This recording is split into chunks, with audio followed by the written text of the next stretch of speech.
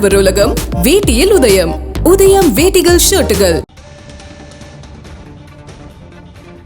அண்மை செய்தியை பார்க்கிறோம். 3 மாவட்டங்களுக்கு கனமழை எச்சரிக்கையை தொடர்ந்து அந்த மாவட்டங்களுக்கு அறிவுறுத்தல் கொடுக்கப்பட்டிருக்கிறது. தேனி, விருதுநகர், தென்காசி ஆகிய 3 மாவட்டங்களுக்கு கனமழைக்கான எச்சரிக்கை கொடுக்கப்பட்டிருந்தது. அடுத்த 24 மணி நேரத்தில் 10 சென்டிமீட்டருக்கு அதிகமாக கனமழை பெய்யக்கூடும் என பேரிடர் மேலாண்மைத்துறை தெரிவித்திருக்கிறது. இதன் காரணமாக 3 மாவட்ட ஆட்சியர்களுக்கும் உத்தரவு பிறப்பிக்கப்பட்டிருக்கிறது.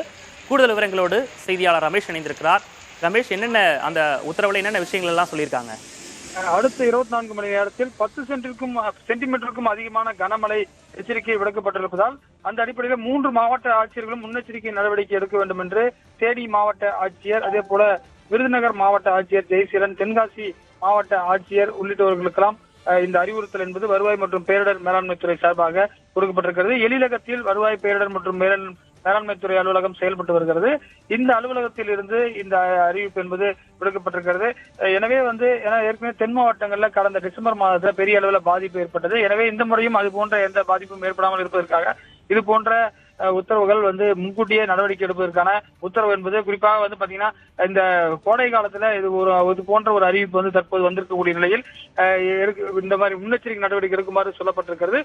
அது மட்டும் இல்லாமல் இந்த மாதம் பாத்தீங்கன்னா மே மாதம் 19ஆம் தேதிக்கு பிறகு தென்மேற்கு பருவமழை தொடங்கும் என்றும் ஏற்கனவே சொல்லப்பட்டிருக்கக்கூடிய நிலையில் தற்போது இந்த உத்தரவு என்பது பிறப்பிக்கப்பட்டிருக்கிறது.